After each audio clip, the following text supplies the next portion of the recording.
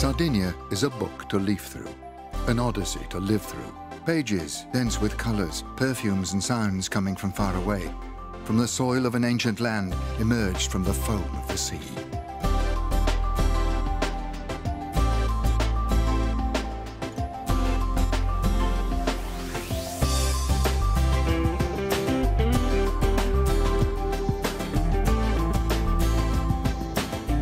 An illuminated pen sustains that it's mythical Atlantis, an island without history and ageless. We read in the pages of the writer David Herbert Lawrence, who less than a century ago fixed the impenetrable beauty of this land, blinded by the sun in archetypes.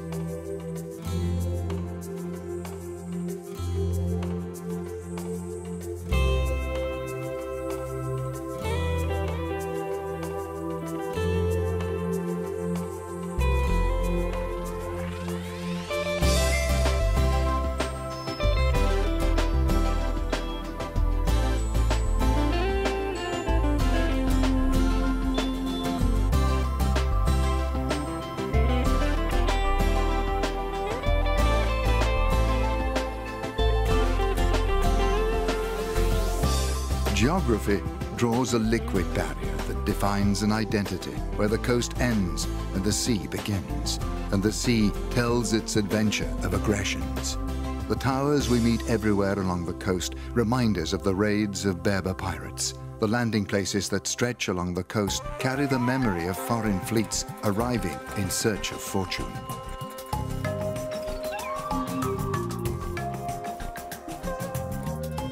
And it's the sea that Sardinians look trustingly toward. 1,800 kilometers of rare beaches, a procession of coves and creeks with their prodigy of transparent waters. A rhapsody of colors that shade from cobalt blue to azure. They are views of an oasis that does not hide surprises.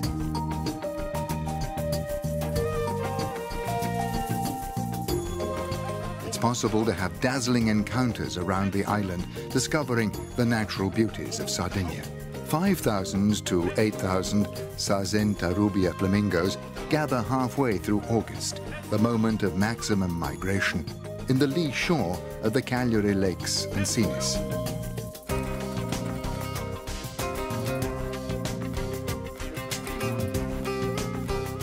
Because the island is an incredible ecosystem that hosts a bird life among the richest in Europe. And our journey around fabled Sardinia continues the way the crow flies. Directly to the west, some of the most beautiful beaches of the southern coast, from Pula to Nora, stretch as far as Cape Teulada, the wild heart identified by the rough and jagged profile of its rocks and its slopes, now gentle, now sharp, that often descend to the sea.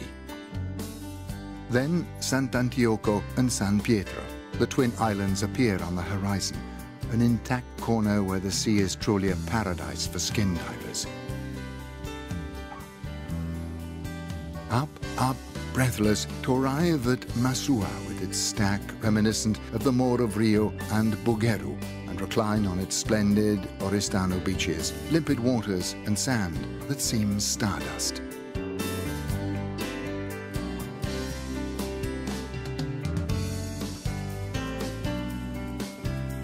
And above all, the vestiges of ancient cultures, like the remains of Taros, which are becoming the ideal place for a vacation under the sign of culture.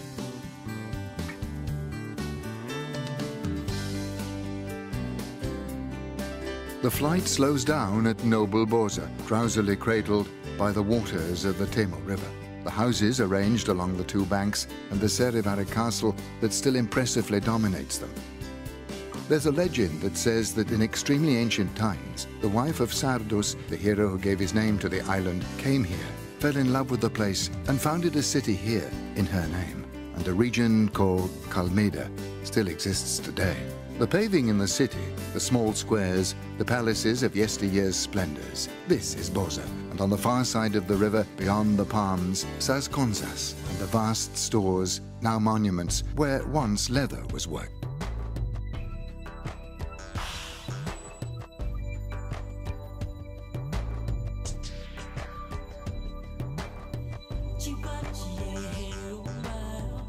Our journey continues. There is Catola Nalghero, and there are the grottos of Neptune, dug into the Cape Catcher limestone massif, a small miracle of natural architecture.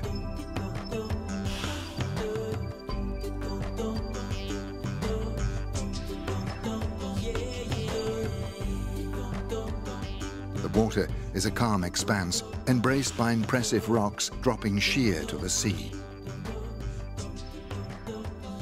It's the ideal place for diving and observing the tranquil pace of the aquatic fauna.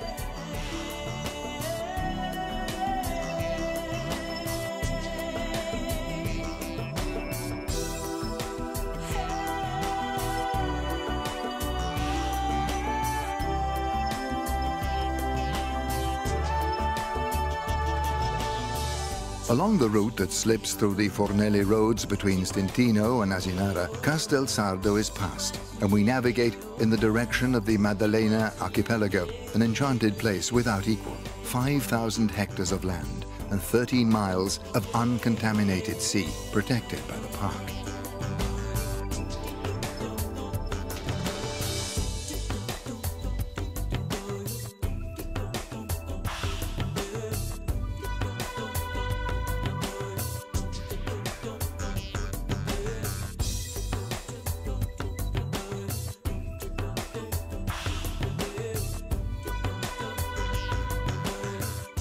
What an enchanted view from above. Endless space softened by the setting sun.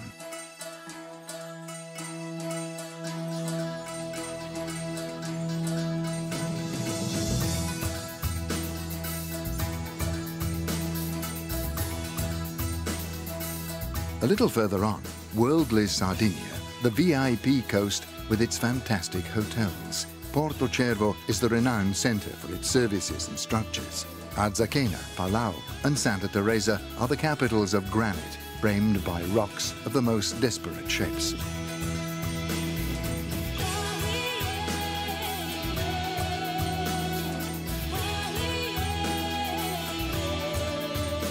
The Emerald Coast is the paradise of vacations, discovered in the 60s by Prince Karim Aga Khan. Architects and urban planners designed the structures so as not to alter the environment and visual impact. The atmosphere of exclusive vacations is breathed in this stretch of the coast every year, enticing the well-known faces of high society.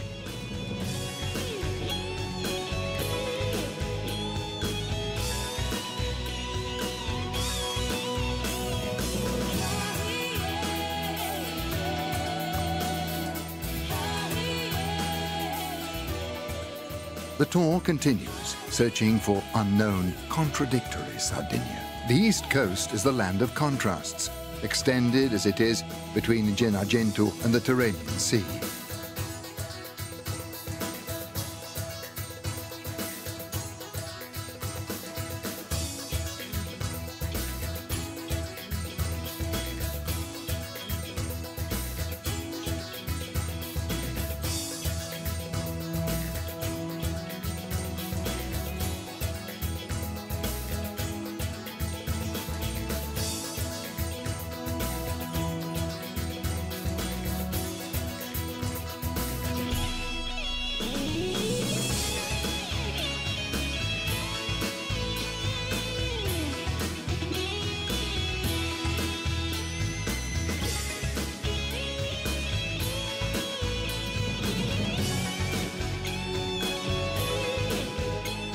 We move from the sea to the rocks, dominated by eagles and wild sheep, from the water to the holm oak forests, to the grottos, to the nuraga.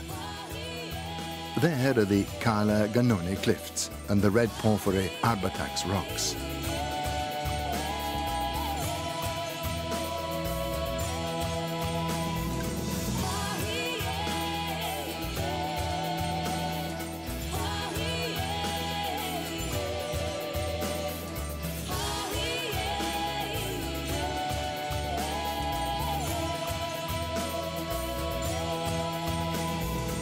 The legend of the monk seal still survives in Cala Gonone. The last sighting was in 1981. The landscape is always different. The steep cliffs slope down to coves hidden by extremely fine sand. We're in Ogliastra, the island in the island, dominated behind by limestone towers, a reminder of the Jurassic era.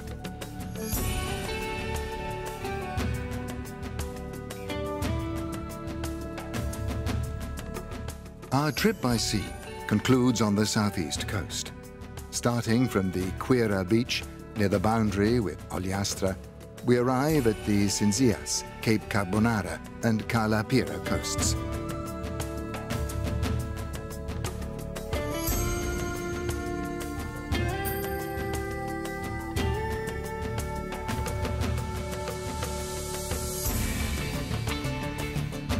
The perfume of the Mediterranean scrubland mixes with the salinity of the long inlets of the Villa Simius zone. There's no destination that lacks fascination. There's only the choice of which area to explore and how. Boat, canoe, bicycle, or on foot. Only the problem of choosing remains.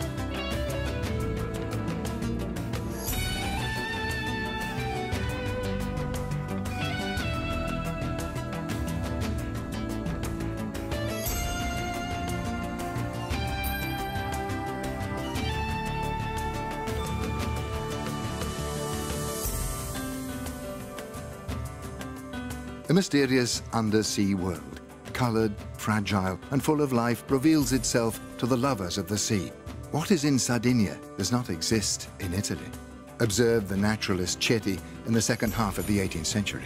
3 centuries later, the island has grown, but is conserved intact. It is unique, a vacation paradise around the corner.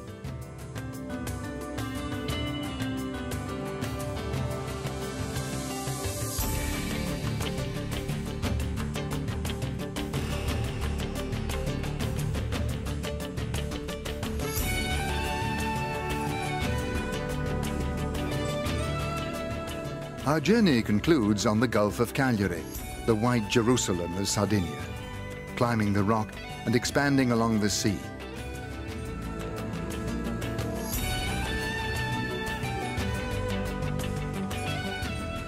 In the Gulf, enigmatic and elusive places bewitch the visitors.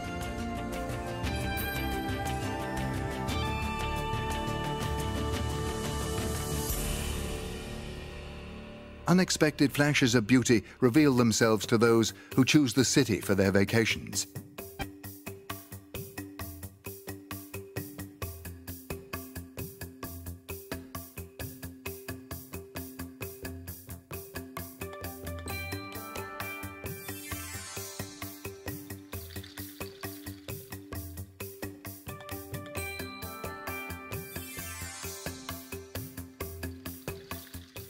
The maestrale, levante, and scirocco winds are at home here and last for days, with capricious and violent gusts. Cagliari is used to it, breathing strongly the perfume of Africa while sitting on the balcony to watch.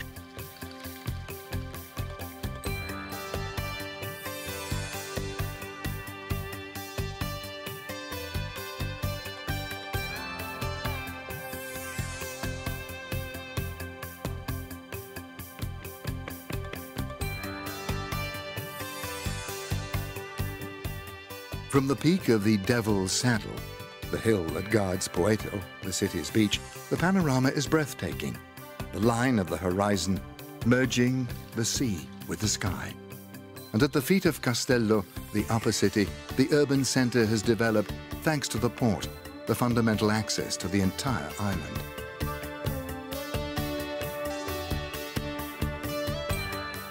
In the saltwater ponds that hold the city in its enfolding embrace, elegant flamingos and numerous other local bird life flourish, an ecosystem that survives the offences of man and time as only possible in Sardinia.